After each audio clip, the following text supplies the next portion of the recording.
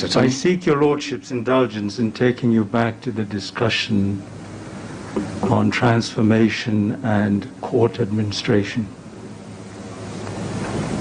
You have told us at some length of the problems and challenges that face the judiciary currently. And it is on record that there have indeed been numerous task forces, committees, you name it. I can recall under Chief Justice Kihara, various committees, the Onyango Otieno one and so on. You yourself, my Lord, chaired a committee or a task force and made substantive findings and recommendations.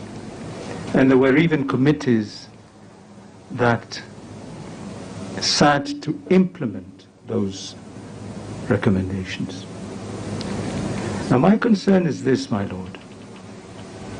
Despite that, we still appear to be stuck in the mud. There seems to be an inherent problem within the judiciary in achieving the objectives. Your Lordship used words like the lack of coordination, the lack of focus. There are too many committees and they adversely affect the work we do. Judges are not quite involved. Now, my Lord, what is that inherent problem that prevents the judiciary from seeing the light of day, from implementing those recommendations to their logical conclusion? Some of these reports date 20 years. Some of the recommendations are still stuck. Braille machines, something that was recommended X number of years ago, still unimplemented. Why? That's my first question. Thank you, Mr. Attorney. I said earlier, we need to focus now on seriously implementing these recommendations. I do not think, from where I sit, that we have been focused in implementation. We've been focused in generating more and more work, replicating what has been done before. The problem we have in this country, in the judiciary, simple: backlog, delays, issues of corruption. And all those solutions to all those problems are in those reports. Those reports have been collapsed into SJT. Those problems are in our strategic plan. It has been that we have not paid attention to the implementation, which is one area that the next Chief Justice needs to take on. Because all those reports say at the end that there will be an implementation mechanism, there will be monitoring and evaluation mechanism to ensure that we achieve the objective of those reports. They were not done in vain, and as you observed, there are many. I counted, I think, 15, and if you read all of them, they say the same thing. So, my Lord, what then is your Lordship's vision for the judiciary? If God grants that you become the next Chief Justice, you will have like 10 years. What is your vision vis-a-vis that stagnation in these reports and recommendations, so that in the course of your tenure, you can leave a legacy where indeed we can sit here, those who will be here, and say, yes, the judiciary is now out of the mud? In one sentence, restoration of public confidence in the judiciary is my main agenda. Of course, there are many facets to that, many. You must make work move, reduce waiting period. You must make people work, go to court. They are going to court right now, but I don't think we are working smart.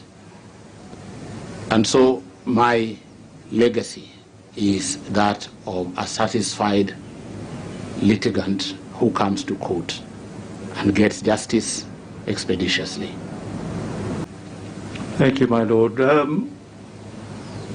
Would there be a case of disciplinary measures being taken in the event that it was established that this discretion had been abused? It has not been exercised judiciously.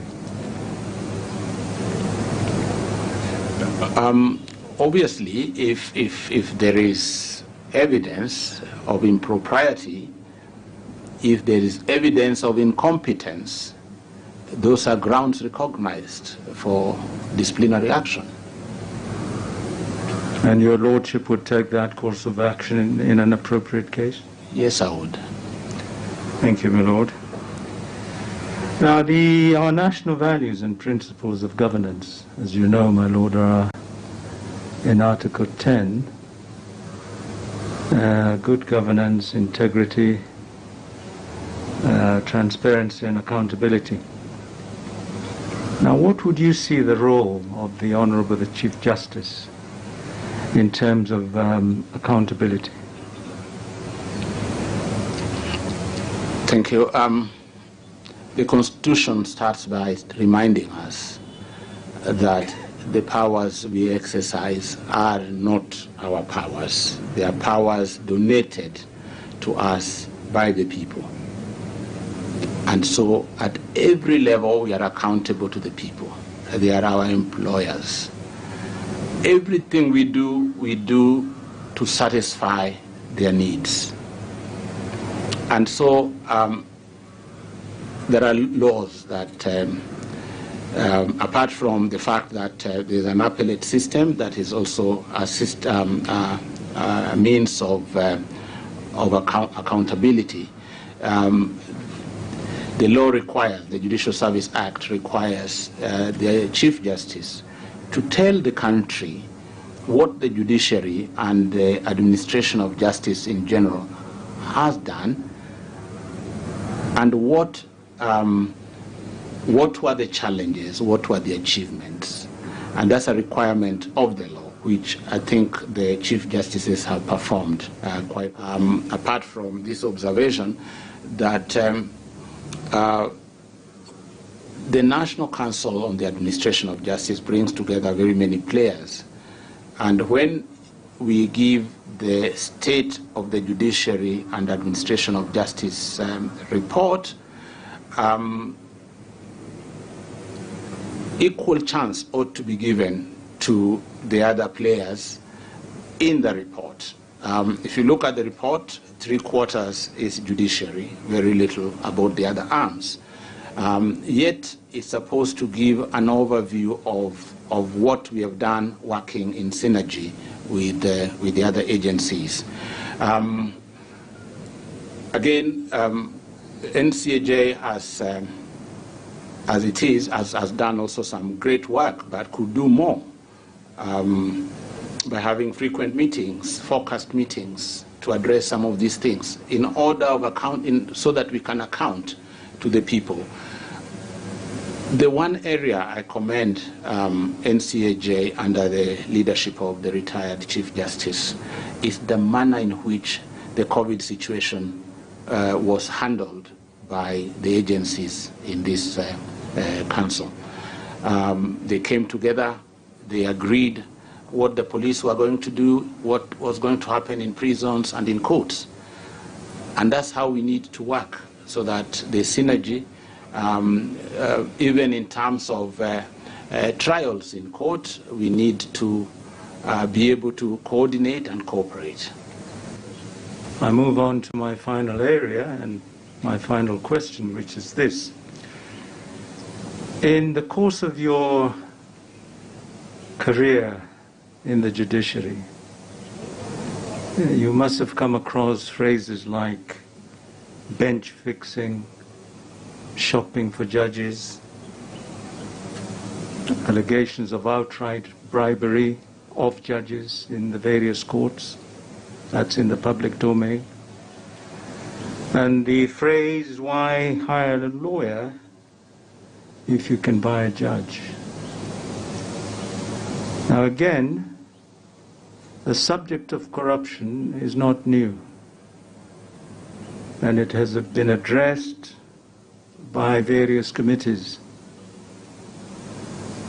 Under Chief Justice Evan Gashero, every couple of years he would appoint a committee which would go out around the country collecting views and complaints from members of the public and offering remedial action, sometimes on the spot, on the ground, and sometimes through the usual mechanisms. The surgery of judges in 2002, was it? 3, etc. And yet, my Lord, the problem, the cancer, still persists. And if anything, in recent years, it seems to be entrenched. You're seeking to become Chief Justice against that backdrop, where there is rampant corruption in the judiciary, real or perceived. There are allegations of cartels being out there, making all manner of deals.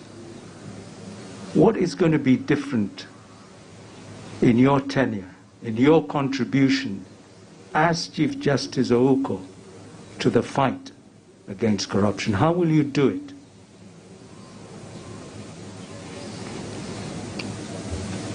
Corruption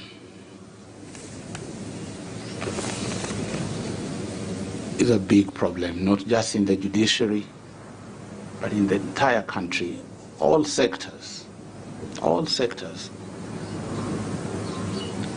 And it is only in the judiciary that we have looked inwards, that we have done introspection. All these reports you talk about were all meant to address the issue of corruption, all of them. And Chief Justice Gashero, you are right in saying that he had a plan to have a biannual team that would change every 2 years to go around and collect views. And you are one of those who did the last one, done very differently from the radical surgery. Radical surgery that saw some sick people go, but also those who are not sick. It also left those who are sick to remain. Yours was different because you are able to hear the parties, the person complaining and the person being complained against. So there must be, from the reports we read, there must be corruption. But one credit is that the judiciary has always taken its own initiative to fight corruption.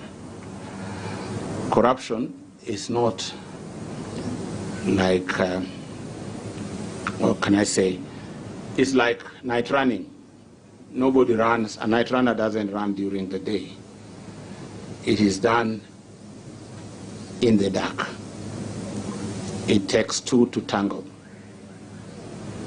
And so, even as we try to address corruption within us, we also must be able to have corruption addressed without the judiciary, outside the judiciary. There are many mechanisms that have been put in place. We have laws to deal with this. Public Officers Ethics Act. We have the Integrity Act, Leadership and Integrity Act. We have even a new one, which I saw recently, Public something, principled, Values and Principles, Values and Principles Act, I think that's what it's called.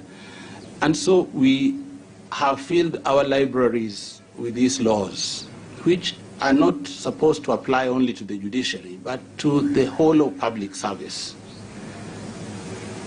So for ourselves in the judiciary, my concern, if God willing, you grant me the honor, is first of all, just to appreciate that there's no purpose for a judge or a magistrate to take a bribe. If you look at what the Commission has done to us, the salary of a judge, the salary of a magistrate, if you leave out the salaries, the perquisites, the benefits, you have a car grant, you have a medical scheme, you have a group accident policy, and you can go on and on and on. Why would somebody tempt you with money? So it's time also for us to think whether we joined the judiciary to enrich ourselves, or whether we joined it to provide service,